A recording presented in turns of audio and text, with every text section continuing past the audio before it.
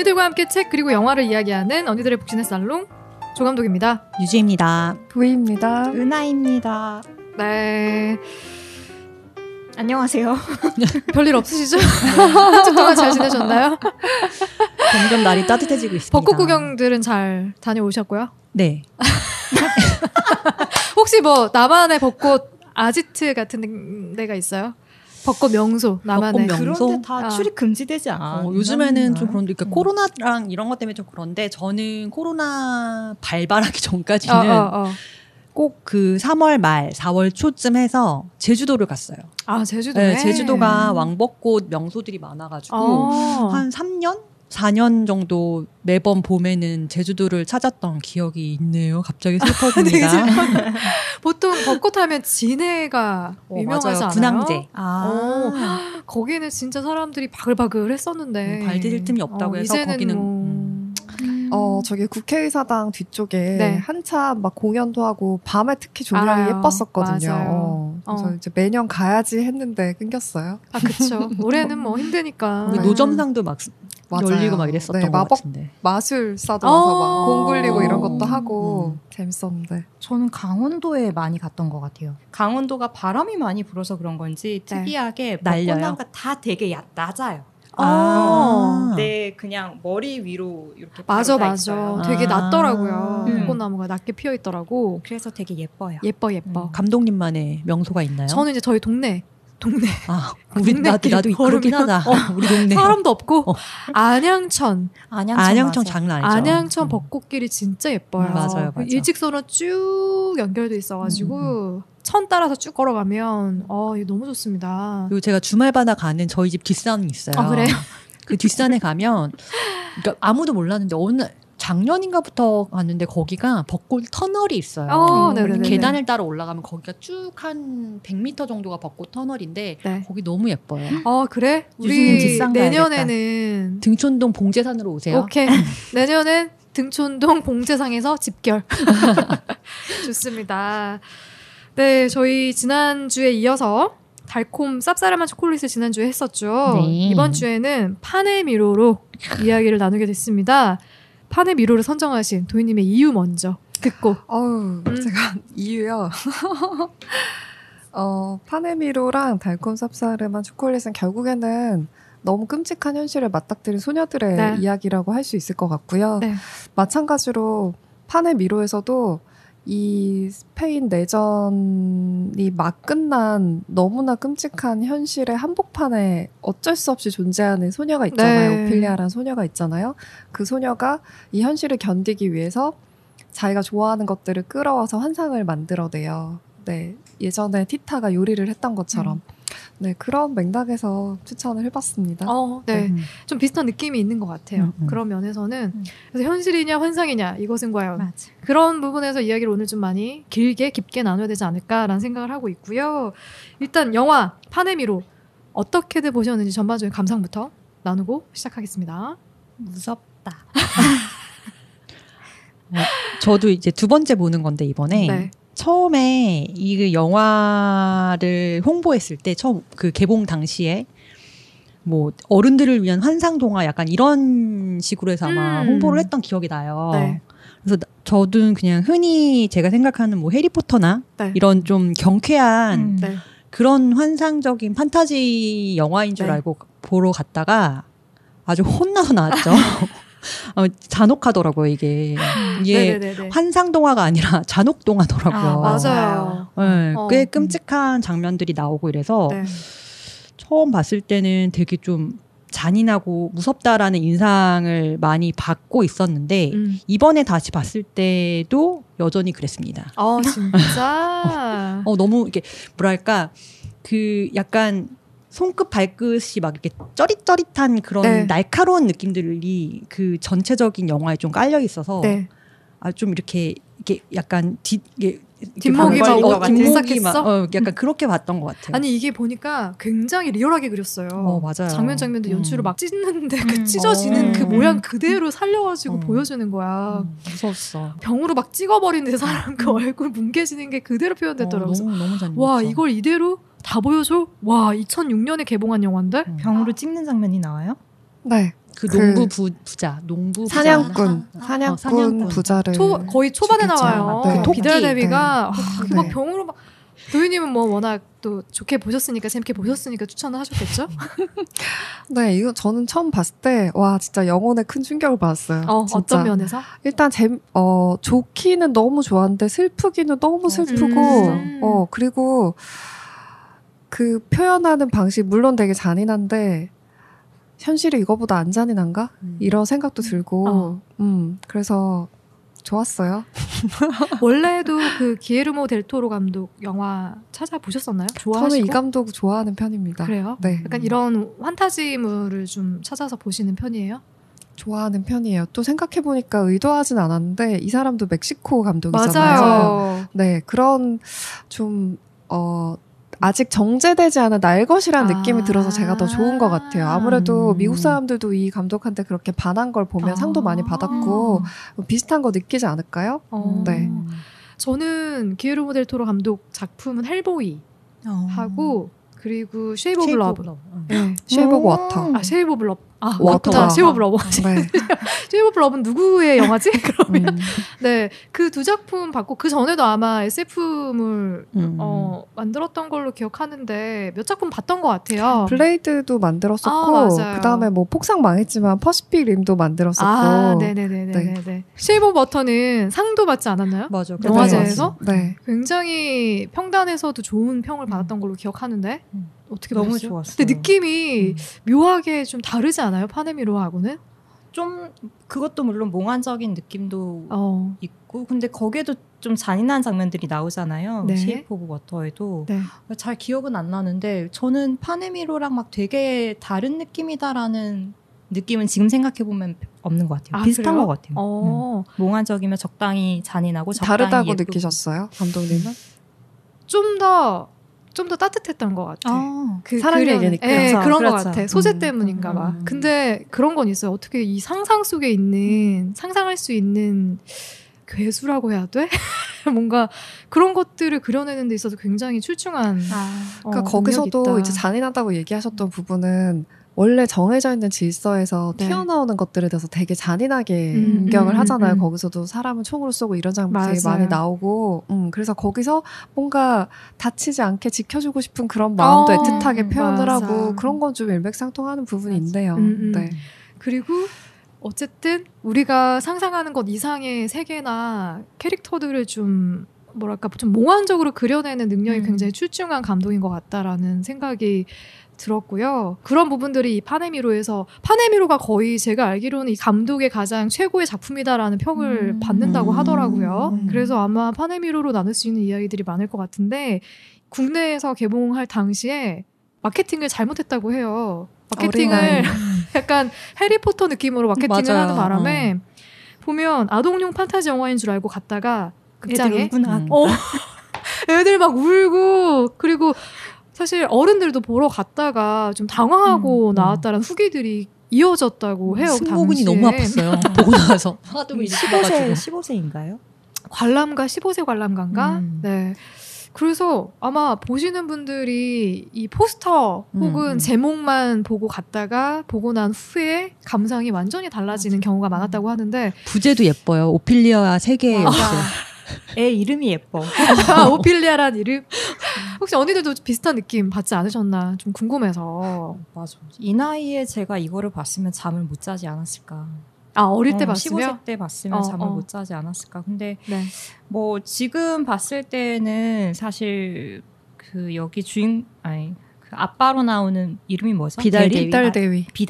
비달 대위의 행동이 막 그렇게 잔혹하지만 않았으면 전반적으로 충분히 그 메르세데스와 오피리아의 그 케미도 전 너무 좋았거든요.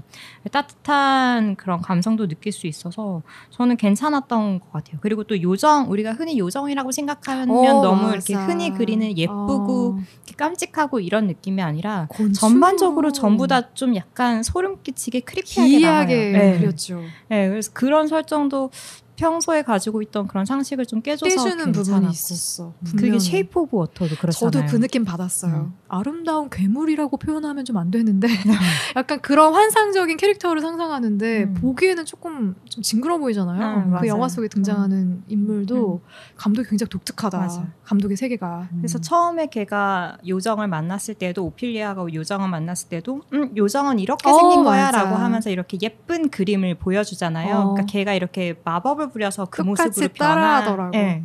근데 그게 사실 우리가 잘못 가지고 있는 생각이다라는 거를 보여주는 것 같아요. 그런 것도 있는 것 같아요. 네, 네.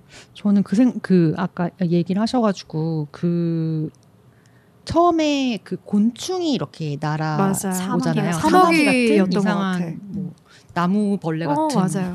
근데 그걸 보고서 이제 요정이라는 표현을 쓰는데 제가 생각을 해봤어요. 저거를 나라면은 요정이라고 봤을 수 있을까라는 생각을 했을 때 지금의 저는 아니거든요. 네. 근데 우리 어릴 때를 생각해 보면 전 지금도 메뚜기 이런 거 좀 징그럽다고 생각을 하는데 옛날에는 메뚜기가 징그럽다고 생각해 본 적 없거든요. 저도 그래요. 뭐 10살, 뭐 11살 이때는 뭐 개구리도 손으로 잡고 그게 이렇게 무섭고 그런 게 아니었는데 그래서 어린이의 시각으로는 그런 편견, 그러니까 우리가 어쨌든 커오면서 요정은 이래야 돼. 뭐 이게 아름다운 거야라는 게 좀 우리가 좀 세뇌가 된 게 아닐까라는 생각도 좀 들긴 하더라고요. 아름다움에 대한 학습? 맞아요. 네. 그래서 내가 어렸을 때 저런 곤충을 봤으면 그리고 내가 그렇게 판타지를 좋아하는 소녀였으면 저거를 보고 내가 요정이다라고 얘기했을 수도 있겠다라는 생각이 좀 들긴 하더라고요. 오피리아가 딱 그런 상태잖아요. 맞아요. 저는 포스터를 보지 못한 상태에서 영화를 봤던 것 같아요. 근데 일단 거의 처음부터 끝까지 제가 생각했던 그런 판타지에 되게 잘 만든 작품이었고, 저는 왜 항상, 전 디즈니적인, 물론 디즈니 좋은 점도 있지만, 왜 요정은 저런 모습이고, 괴물은 이런 모습이고, 애들은 또 이런 모습이고, 이런 거에 대한 거리감을 좀 갖고 있었는데, 이건 정말 내가 상상한 동화에 되게 가깝다. 이런 느낌 좀 받았었고, 어차피 이건 소개하는 자리니까 너무 어두운 것만 생각하면서 거리감을 두기보다는 한번 보셔도 좋을 것 같아요. 그러니까 저는 그게 되게 좋았어요. 왜 좋다고 생각했냐면 제 첫 장면에서 아까 유주님 얘기하신 것처럼 벌레를 보고 요정이라고 얘기하잖아요. 네. 아직 요정으로 변신하기 전인데도. 맞아요. 그리고 계속해서 이 영화에서 나오는 얘기가 소중한 거는 아는 사람한테만 보인다. 맞아. 이런 마법 같은 것도 분명히 존재하는데 볼 수 있는 사람한테만 보인다. 맞아요. 이런 얘기를 하거든요. 근데 남들이 못 보는 걸 이걸 보는 아이잖아요. 오피리아가. 그런 차원에서 이제 여기서 이끌어준 대로 동화를 쭉 따라 들어가는 게 신선하고 좋았어요. 네. 그러면 저희 또 영화에 대한 대략적인 줄거리 도희님의 목소리로 제가요? 듣고 어떤 이야기가 담겨있는 영화인지. 네네네. 1944년 스페인이 배경이에요. 약간 다큐 필름 같은 느낌도 드는 그런 느낌으로 시작을 하는데 내전은 끝났지만 정부군이랑 게릴라 반군들 사이에 전투가 계속해서 이루어지고 있는 배경이고 이 주인공인 오피리아는 나이가 얼마 되지 않은 정말 소녀예요. 근데 되게 책을 좋아하는 소녀 같고 처음 시작 장면 자체가 엄마랑 같이 엄마는 임신을 한 상태고 만삭인 상태에서 이 내전이 끝난 상태에서도 여전히 이 총격전이 벌어지고 있는 숲속으로 가고 있어요. 근데 거기 이제 비달대위라는 사람이 있고 엄마는 비달대위랑 재혼을 했습니다. 그래서 곧 출산을 앞뒀기 때문에 아들은 아빠 곁에서 태어나야 한다. 사실. 되게 위험한 장소에 엄마 컨디션도 안 좋은데 부른 거예요. 오피리아랑 엄마를. 그래서 오피리아는 여기도 싫고 이 비달대위라는 사람도 좀 소름이 끼치고 힘들지만 어쨌든 여기서 생활을 해 나가게 돼요. 근데 오피리아는 여기서 되게 얘한테만 보이는 건지 현실인지 구별이 안 되게 나타나긴 하는데 환상 속에서 요정들도 만나고 판이라는 존재도 지킴이. 만나고 그쵸. 근데 판이 얘기를 합니다. 너는 사실 지하왕국의 모한나 공주인데 기억을 잃은 거야. 근데 너가 3개의 테스트를 통과해가지고 네가 여전히 인간이 아니라 우리 지하왕국의 가치를 갖고 있는 공주라는 걸 증명한다면 땅으로 다시 돌아갈 수 있어. 이런 얘기를 하고 바깥에서 막 내전이 벌어지고 이런 상태에서도 오피리아는 자기 나름의 테스트를 수행을 해가요. 네, 그게 현실이랑 같이 겹쳐서 얘기가 진행이 되고 어디까지 줄거리를 얘기해야 하나요? 도희님이 하고 싶을 때까지. 네, 그래서 오피리아가 테스트를 다 끝나고 그리고 나서 지하왕국으로 돌아가는 게 이 영화의 줄거리입니다. 네. 오피리아가 엄마와 함께 계부가 있는 숲속기지로 향하는 모습에서 영화가 시작이 되잖아요. 그리고 나서 비달대위를 마주하고 굉장히 잔혹한 현실이 눈앞에 펼쳐집니다. 시작부터 비달대위를 딱 만나는데 오피리아가 손을 내밀잖아요. 왼손을 내밀었더니 악수는 오른손으로 해야 된다고. 진짜 뭐야 이 남자.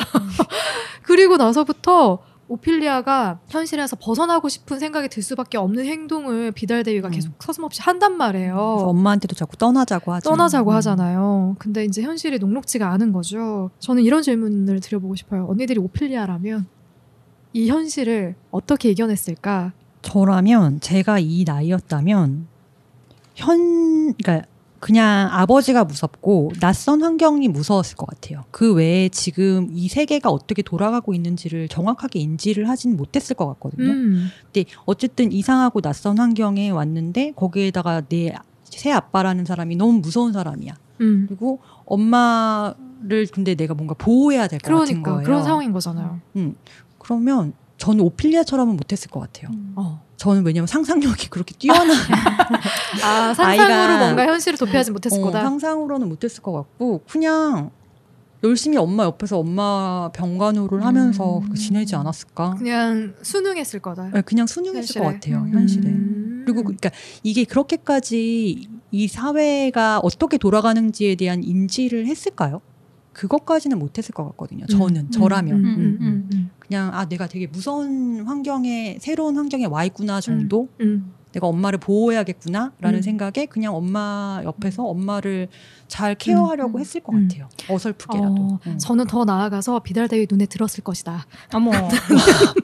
와, 이 사람 비달대위 눈에 들어서 나를 총애하게 만들어가지고 내가 원하는 거 뿔까먹을 수 있게. 그렇게.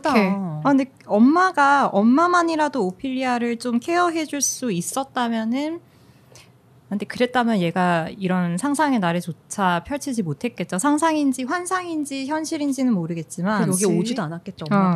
그렇지. 어쩔 수 없는 설정이었다라는 생각이 들고 또 비달대위도 오피리아한테 정을 주지 못하고 엄마도 얘를 케어해주지 못했기 때문에 메르세데스와의 그런 우정이 쌓일 수밖에 없었던 거 아닌가라는 설정이 저는 마음에 이해를 들어서. 해주는 인물이었으니까. 네, 도희님은 어떠십니까? 저는 이게 오피리아 관점에서 그렇고 여기 등장하는 사람들 전체에 다 그렇고 결국 순응할 것인가 안 할 것인가 맞아요. 이 선택을 다 인간이라면 해야 되잖아요. 네. 이런 상황에서는 그걸 끊임없이 보여주는 영화였다고 생각을 해요. 네. 근데 어른들 같은 경우는 완전히 항복해가지고 그 만찬자리에 지방 유지들이 다 와서 신부님을 비롯해서 그렇게 하는 사람들이 있고 사실 엄마도 남편이 없는 상태에서 딸을 키워야 되니까 맞아요. 아마 어느 정도 수능을 하는 거를 택했었던 것 같고 그랬던 것 같고 근데 제가 보기에는 수능하지 않고 계속 버티는 사람 축에 속해 있는 메르세데스조차도 자기 동생이랑 얘기를 하면서 나 비겁하게 사는 거 아니야? 저런 악당 밑에서 빨래해주고 밥해주고 그런 고민을 하잖아요. 근데 오피리아는 어린아이니까 더 낮은 수준에서 눈높이에서 하긴 하지만 이 아이도 끊임없이 고민을 하거든요. 사실 판이 나한테 순응하라고 내 말을 들으라고 막 이런 얘기를 하는 순간에도 해야 되나 말아야 되나 본인이 계속해서 선택을 하잖아요. 그래서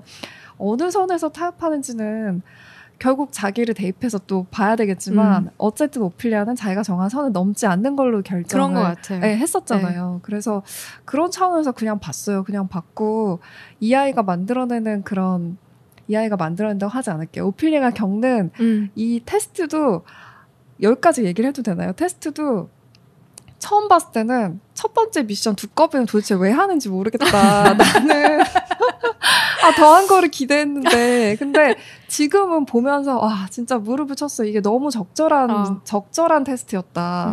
나무를 살린다는 것도 엄마랑 너무 비슷한 것 같고 이 엄마가 만들어준 사람들이 막 공주옷이라고 하는 걸 자기가 진흙탕에 버리고 맨몸으로 더러운 벌레랑 진흙을 묻혀가면서 해 나가잖아요. 뭔가 그거 자체가 굉장히 오피리아는 자기가 할 수 있는 선에서 자기가 지키고 싶은 걸 지키기 위해서 되게 헌신하는 캐릭터였다.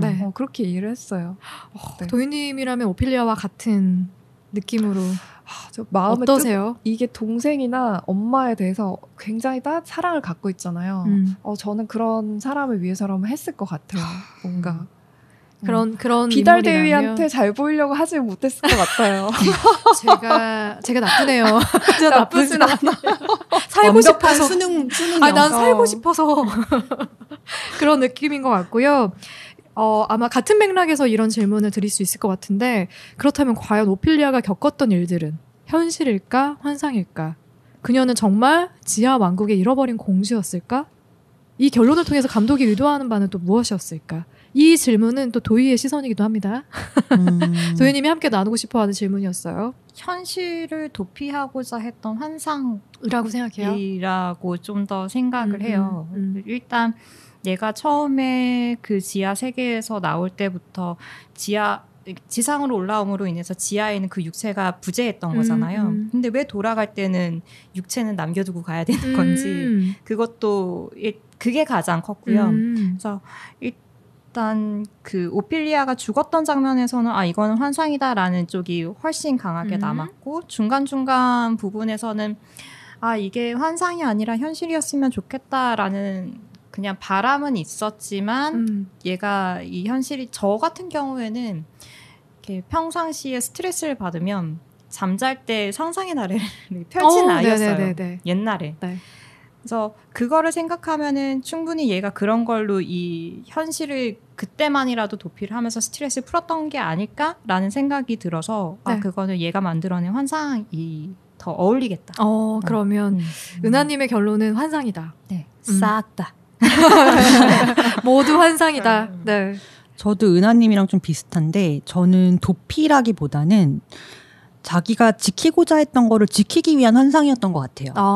뭔가 엄마를 지키고 엄마의 뱃속에 있는 자기 동생을 지키고 그러기 위한 그러면서 이제 자기 희생도 불사하는 그런 역시 저도 판타지라고 생각을 하는데 역시 마찬가지로 정말 이게 리얼리즘이었으면 좋겠다라고 응원하게 되는 그런 판타지였다. 두 분 다 환상으로 보시는구나. 나 너무 슬픈데 이게 환상이라면. 이제 어른이 돼서 그런지 친절한 피가 없어서 그런지. 정말.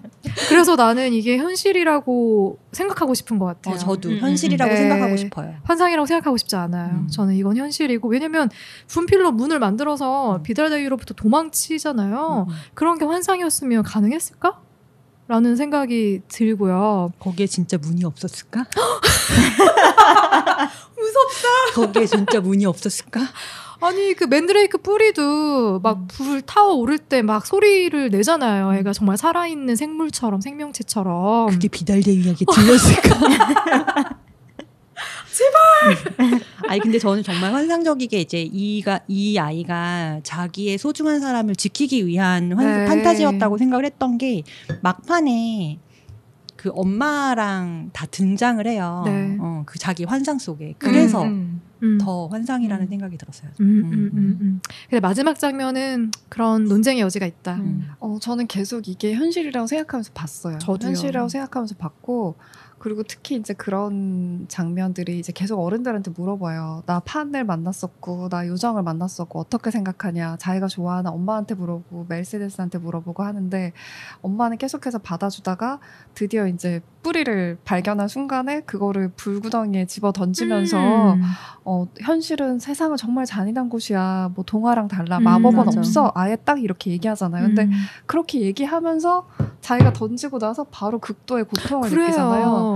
그래서 나는 마법을 믿지 않는 사람들이 더 고통스럽다는 얘기를 하고 싶었던 게 아닌가 그런 생각을 했어요. 그러니까 정말 이 아이만 볼 수 있는 세계가 있다고 생각하면서 저는 쭉 보고 있었는데 마지막 장면에 애가 딱 죽고 나서 이게 진짜 죽어가면서 마지막에 그냥 미소를 지으면서 얘가 만들어낸 환상일 수도 있겠다라는 생각을 딱 하면서 갑자기 마음이 너무 슬퍼지는 거예요. 너무 슬프잖아요. 근데 너무 슬프다고 생각하고 나서 또 다시 드는 생각이 이 오피리아는 자기가 할 수 있는 게 아무것도 없는 상태에서 어쨌든 꿈을 꾸고 환상을 만들어내고 그렇게 했었잖아요. 근데 네. 이거 자체가 아무것도 할 수 없을 때도 내가 소중한 거는 끝까지 지킬 수 있다는 게 이런 면이구나. 그러니까 결국에 얘의 목숨까지 뺏었지만 얘가 생각하는 그런 지켜야 할 가치는 비달이 뺏어가질 못했잖아요. 얘한테 오피리아한테서. 네. 그래서 그걸로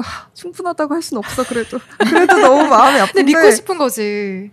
그래도 너무 마음이 아픈데 그래도 그게 오피리아한테는 완전히 달랐을걸요? 그런 세계가 없는 것과 있는 것이 그럼요. 완전히 달라질 거고 그리고 저는 사실 계속 믿고 싶어요. 그런 게 저도요. 있다고 믿고 싶어요. 그러니까 엔딩도 너무 감동적이었어요. 사실 이제 판이 그 동생을 데리고 오라고 하잖아요. 근데 그 동생을 데리고 왔어야 되는 이유 자체가 순수한 순결한 피가 필요했어서 네.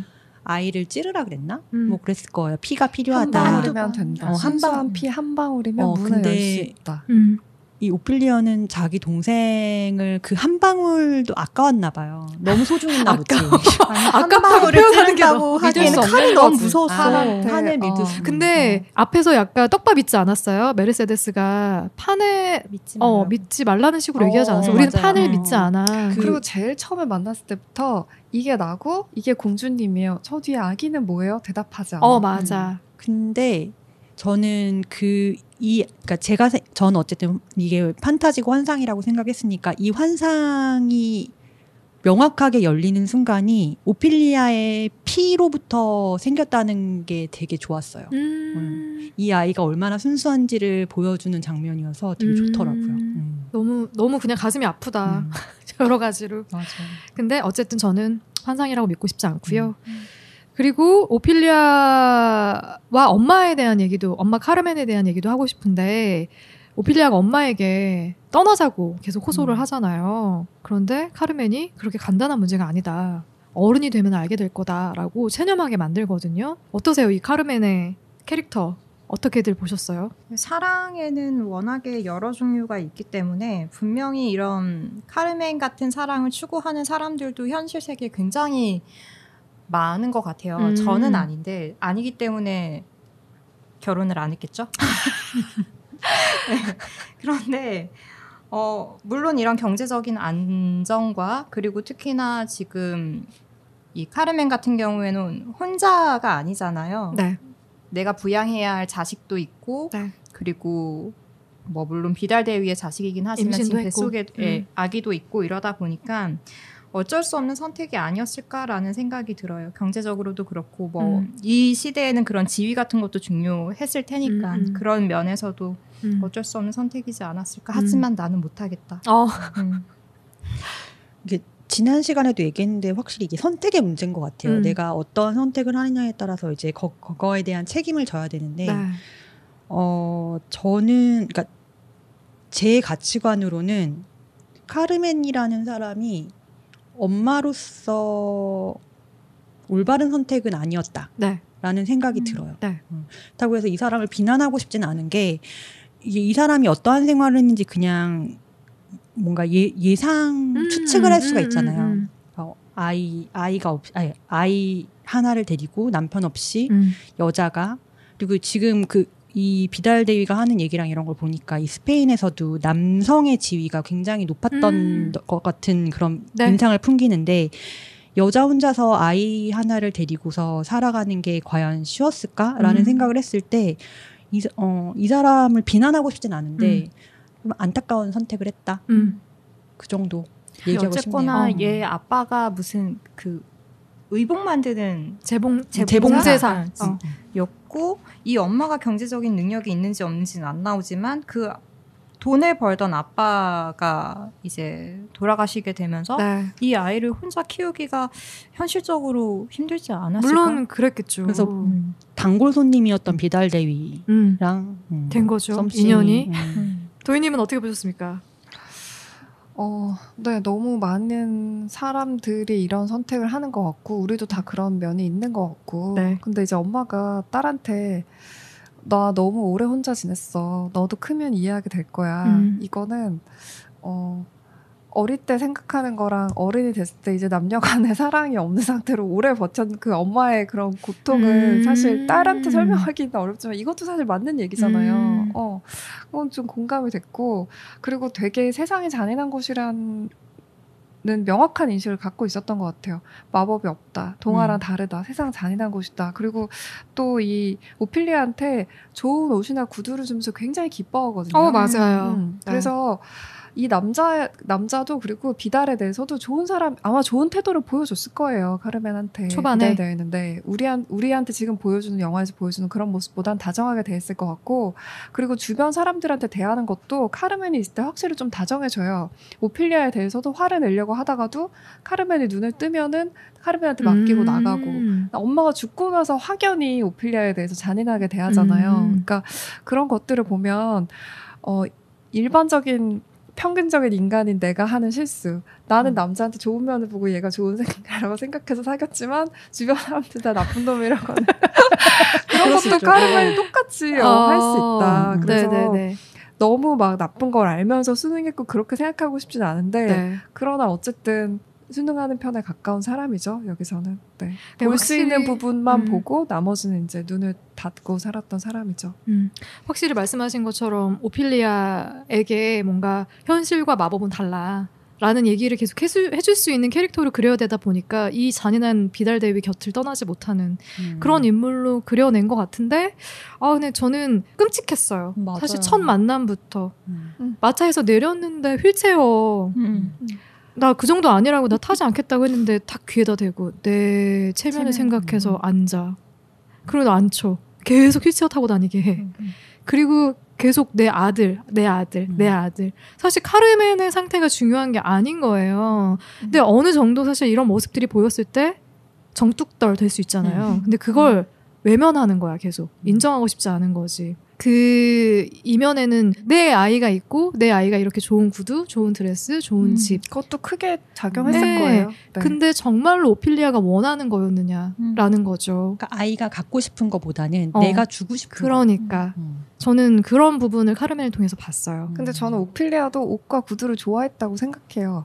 오피리아도. 근데 그 구두랑 옷이 마음에 안 들었던 게 아니라 그거는 물론 좋지만 그 외의 것들이 얘는 싫었던 거죠. 맞아. 옷을 소중히 했어.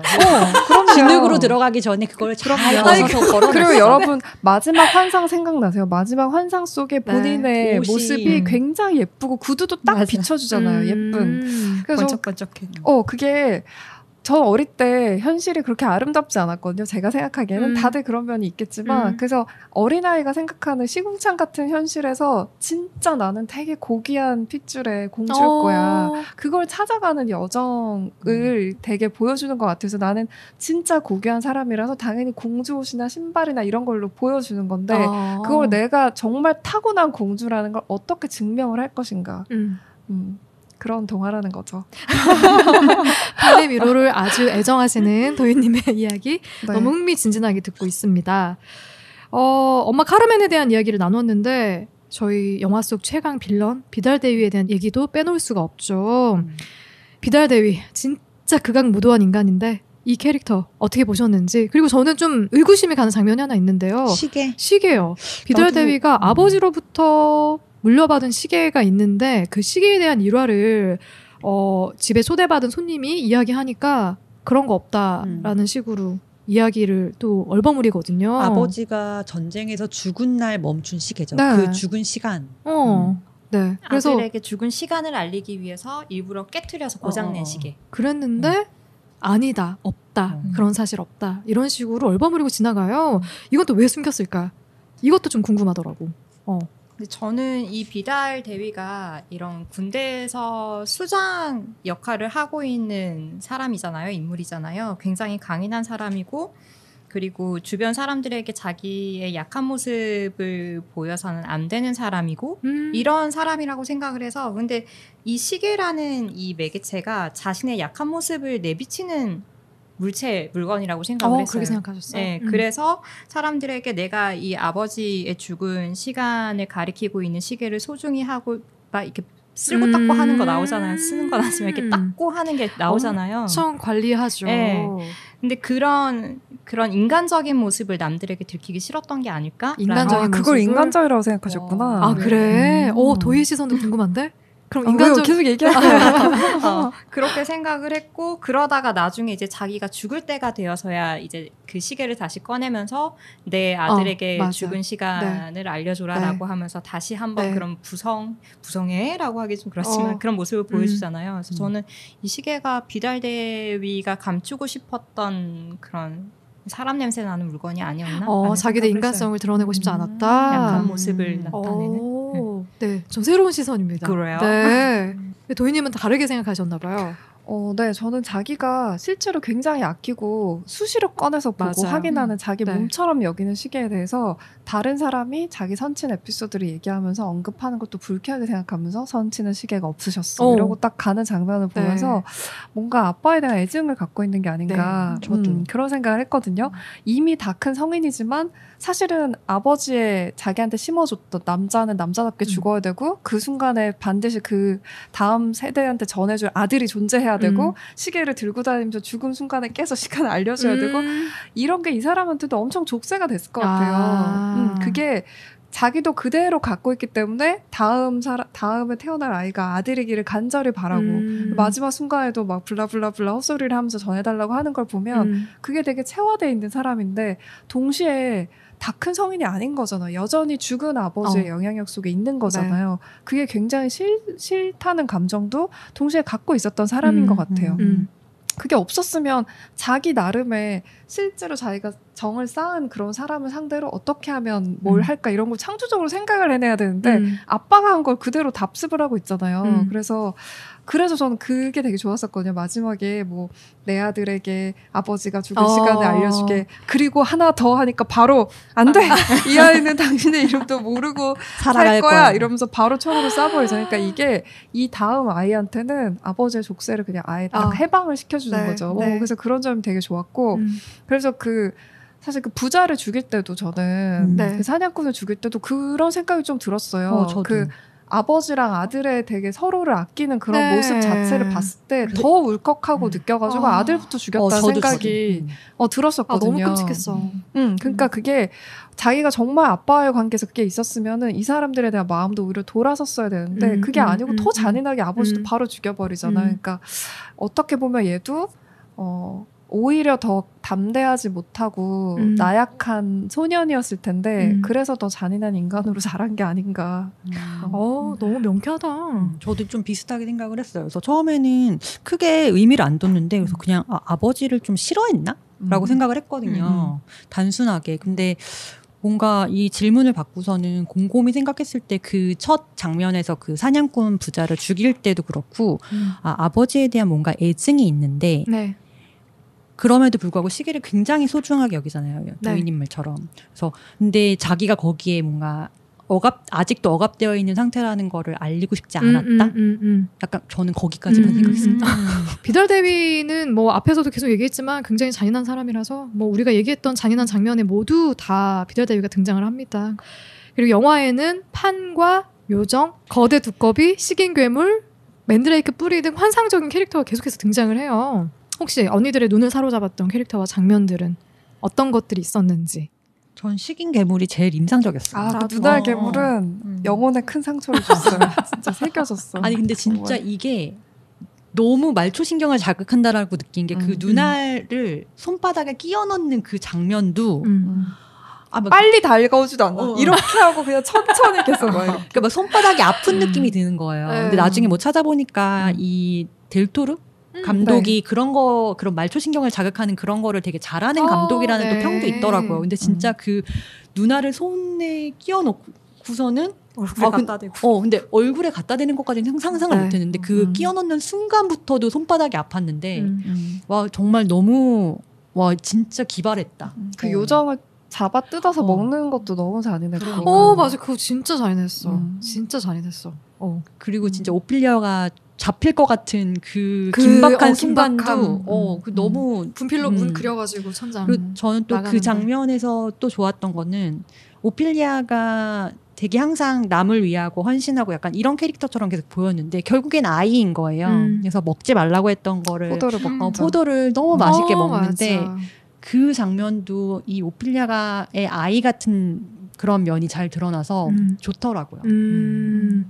아, 다들 그 눈알 괴물에서 눈을 떼지 못했구나. 다 비슷한 너무 생각인 거 아닌가? 근데 설정이 진짜 그랬던 게 이 문을 분필로 그려서 들어가야만 들어갈 수 있고 사방이 다 막혀 있는 바깥이 뭐 없잖아요. 그냥 지하실 같은 공간이라는 게 정말 숨이 갑갑하지 않아요? 네. 그래서 제가 계속 뭔가 그런 게 있는 것 같아요. 뭔가 풍성하게 음식이 잔뜩 차려져 있는 그런 식탁에 애 기준에서 높아요. 어린아이니까. 그리고 그 괴물 같은 것도 자꾸 아빠같이 느껴지고 갇혀있어. 애는 멀리 나갈 수 없어. 가족 말고는 공간이 없잖아요. 그리고 내가 너무 싫어도 나 먹고 살려면 거기 있는 걸 먹어야 돼. 이거 먹으면 한 소리 들을 거 알지만 내가 너한테 음식을 주니까 나한테 복종을 해라. 이렇게 하는 게 엄마 아빠잖아요. 그러니까 그런 것들을 되게 잘 그렇게 해석이 됐구나. 네, 그래서 무의식적으로 뭔가 이 오피리아가 느끼는 공포 같은 게 사실 그 장면 놓고 보면은 이 식인 괴물이 주는 비주얼적인 쇼크 외에는 사실 이 정도로 우리가 감정적으로 왜 이렇게 기억에 오래 남지 생각해보면 저 같은 경우는 좀 그런 것 같아요.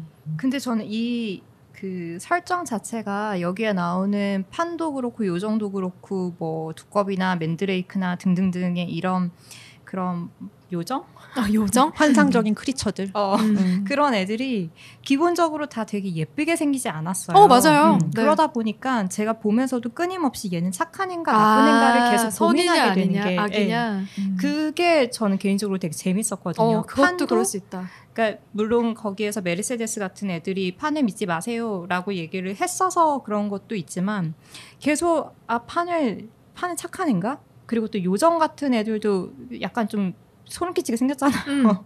그래서 요정이 그때 방금 도희님이 알려줬는데 안 열렸다고 얘기하니까 떠오른 게 쟤 나쁜 애인가? 이런 생각도 순간적으로 들었었던 것 같아요. 그럴 수 있을 것 같아요. 왜냐면 판이 처음에 나타났을 때도 뭔가를 씹고 있는데 잘근잘근 씹고 있는데 이게 고기 같았거든요. 육포같이, 근데 그게 그렇게 좋아 보이지 않더라고. 이거 뭔가 또 누군가를 희생시켜가지고 뜯어먹고 있는 거 아니야? 이런 생각 들어가지고 계속 착각하게 착각은 아니고 얘가 정말 선이냐 아니냐 의심하게 만드는 그런 포인트들이 있었어. 눈초리부터가 사기꾼의 냄새가 좀 그러지 않았어요? 뭔가 말투랑 이런 것 때문에 그런지 뭔가 비굴하면서도 뭔가 사기꾼의 냄새가 나서 저 사람이라고 하긴 뭐한데 중간중간 이렇게 몸을 부르르 떠는 것도 너무 소름 끼치고 판은 과연 누구의 그러니까 편이라고 하기까지는 제 말을 다 믿어도 되나 그렇지. 의심을 하게 하는 캐릭터이긴 했던 것 같아요. 근데 그런 건 있지 않을까요? 판도 짜여진 캐릭터였잖아요. 얘가 오피리아를 이끌어줘야 되는 역할, 문지기 같은 역할을 했던 거기 때문에 그러니까 선택과 결정에 대한 부분은 당연히 오피리아가 할 것인데 자기는 가이드를 이렇게 줘야 돼라고 어느 정도 좀 설계되어 있는 캐릭터? 그리고 저는 그렇게 생각했어요. 그 부분도 되게 좀 재밌다고 해야 되나? 그러니까 그 판이 감히 우리가 생각할 때는 공주님을 혼을 내잖아요. 그래서 와우라는 생각을 했거든요.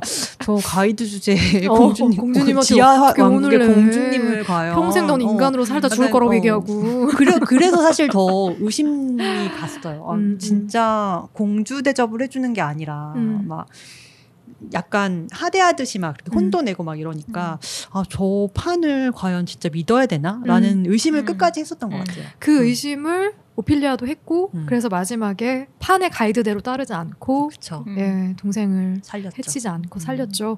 그렇게 하면서 이제 왕국으로 향하는 엔딩. 이 엔딩은 어떻게 보셨어요? 완벽하다? 환상적이었죠. 환상적이었다. 그리고 그 오피리아가 눈을 감을 때까지 메르세데스가 옆에서 자장가를 불러주잖아요. 저는 또 그 장면이 그렇게 좋더라고요. 자장가, 그거는 시작부터 허밍으로. 맞아요. 너무 좋았죠. 네. 저는 그거 너무 좋았어요. 처음에 남동생인지도 모르는데 엄마 만삭이 엄마의 배를 베면서 엄마가 되게 힘들어할 때 동생을 좀 달래줘 그러니까 아가야 하면서 동화 얘기를 막 해주잖아요. 그리고 실제로 그 아기가 뱃속에서 듣는 것처럼 해주고 나중에도 그 장면 너무 슬프지 않았어요? 엄마가 되게 힘들어할 때 아가야 내 동생 뭐 세상은 그렇게 좋지 않아. 네가 나올 것이 좋지 않은데 너가 소원을 내 소원 하나만 들어줘라. 엄마를 낳을 때 너무 아프게만 하지 않으면은 네. 너를 우리 왕국에 데려가서 왕자로 만들어줄게. 이런 얘기를 맞아. 막 하잖아요. 네. 근데 지금 자장가 얘기하시니까 생각이 나는데 그런 동화라든지 자장가라든지 처음에 이런 현실에 올 때 오피리아가 오른손을 내밀지 못했던 이유가 동화책을 꼭 안고 있어서 그랬던 거였잖아요. 네. 그러니까 그런 것들이 너무 좋더라고요. 그 책이나 동화나 자장가나 아무것도 아니고 진짜 별거 아닌 것 같지만 네. 사실 사람을 살게 하는 거잖아요. 그런 네. 것들을 통해서 그런 부분이 나와서 좋았어요. 그래서 마지막 제마의 자장가도 도희님에게는 엔딩도 아주 좋았다. 아주 좋았다. 슬펐다. 하지만 너무 슬펐습니다. 너무 슬펐어요. 네. 맞아. 이제 저희 마지막으로 영화 판의 미로를 한 문장으로 언니들에게 추천한다면 뭐라고 정리할 수 있을까요? 제가 아는 제일 슬픈 동화. 적당히 환상적이고 적당히 잔인하고 적당히 몽글몽글한 영화? 저는 그냥 잔혹동화 같아요. 잔혹동화. 저는 그냥 끝까지 네. 판타지로 봤기 때문에 네. 잔혹동화. 저는 어른들을 위한 판타지라는 생각이 들었거든요. 이건 어른들이 좀 봐야 하는 영화가 아닐까라는 생각이 들어서 도희님이 던진 여러 가지 화두들도 있고요. 그런 것들을 좀 생각해 보면서 영화를 보면 좋겠다라는 생각이 들더라고요. 뭐 중간중간 좀 잔인한 장면들이 있긴 하지만 뭐 그런 것들보다는 좀 더 의미에 집중해서 던지는 메시지에 집중해서 보면은 좋을 영화다라는 말씀을 드리고 싶습니다. 이제 5월에 만나야죠, 우리. 4월이 가고 이제 5월에 언니들과 만나게 될 텐데요. 장미가 피는 5월이네요. 네, 장미가 피는 5월에 제가 좋아하는 헤르투르디스의 상징 장미. 헤르트루디스. 네, 저희 도희님이 선정해 주신 책과 영화로 2주 동안 재미있게 이야기 나눴고요. 다음 달에는 제가 선정한 책과 영화로 인사드리도록 하겠습니다. 뭔가요? 네, 사실 고민하고 있어요. 내 이름은 루시 바턴이라는 엘리자베스 스트라우트 작가의 소설과 영화는 얘기하지 마요. 네, 사실 영화를 2개를 놓고 지금 고민하고 있어서 지금 바로 선정하지 않겠습니다. 기대해주세요. 영화는 기대해주세요. 제가 다음 시간에 소개해드리도록 하겠습니다. 알겠습니다. 언니들과는 5월달에 만나 뵙도록 할게요. 언니들 만나요. 안녕. 안녕.